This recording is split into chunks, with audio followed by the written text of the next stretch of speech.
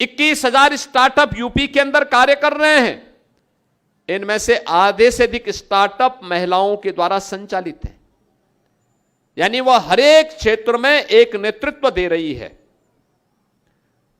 लेकिन यह नेतृत्व और सशक्त हो सकता है, क्योंकि आत्मनिर्भर और विकसित भारत के लिए आवश्यक है, आत्मनिर्भर और विकसित भारत के लिए आवश्यक है कि उन्हें राजनीतिक भागीदारी भी मिले, राजनीतिक भागीदारी भी मिले, जहां कानून बनता हो, कानून के प्रभावी क्रियान्वयन के लिए जहां पर चर्चा होती हो, उन मंचों पर उनकी उपस्थिति भी उतनी ही सशक्त हो।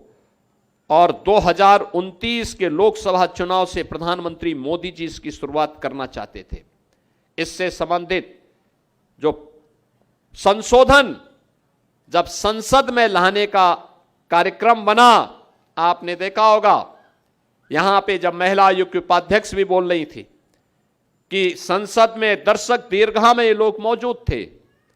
जैसे संशोधन प्रस्तुत हुआ, उस पर वोटिंग और उस पर चर्चा हुई और फिर वोटिंग की नौबत आई, कांग्रेस ने, समाजवादी पार्टी ने, टीएमसी ने, डीएमके ने विरोध कर दिया। ये सब विरोध किए और विरोध करने के साथ साथ इन लोगों ने जैसे ही विधेयक गिरा ये लोग तालियां बजाते हुए, हंसते नाचते हुए बाहर निकले कि देखो हमने विधेयक गिरा दिया। यानी आपको मिलने वाले अधिकार पर ये जश्न मना रहे थे। वो अधिकार न मिले, यह विधेयक गिरा, उस पर ये जश्न मना रहे थे। और इसीलिए भारतीय जनता पार्टी ने तय किया है कि जो लोग आधी आबादी को मिलने वाले उनके जायज अधिकारों पर प्रहार करते हो, उसमें बाधा बनते हो, और उस प्रकार का विधेयक जब गिरता है तो उस पर जश्न मनाते हो, तो इन लोगों को सबक सिखाने की आवश्यकता है। क्योंकि इनके रहते हुए आधी आबादी की सुरक्षा खतरे में है, उनका सम्मान खतरे में है और उनका स्वावलंबन भी खतरे में है। और इसके लिए जगह जगह प्रदर्शन हो रहे हैं। मैं तो देख रहा हूं, मैं बंगाल से सीधे आ रहा हूं प्रचार करके। भीषण गर्मी थी। मेरी एक सभा थी अभी कुछ देर पहले कोलकाता के पास, हावड़ा के पास।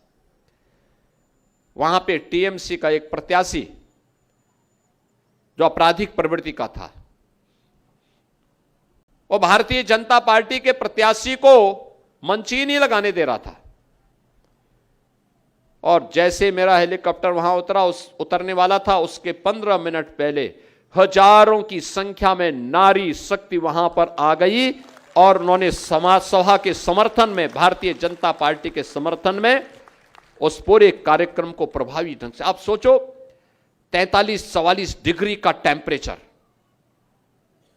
सामने कोई भी पंडाल नहीं, लेकिन वे सभी बहनें, वे सभी बेटियां अपने परिवार के साथ उस भीषण गर्मी में खड़े होकर के भाषण सुन रही थी और प्रधानमंत्री मोदी जी के प्रति आभार व्यक्त करते हुए आश्वस्त कर रही थी कि हम बीजेपी को जिता करके भेजेंगे।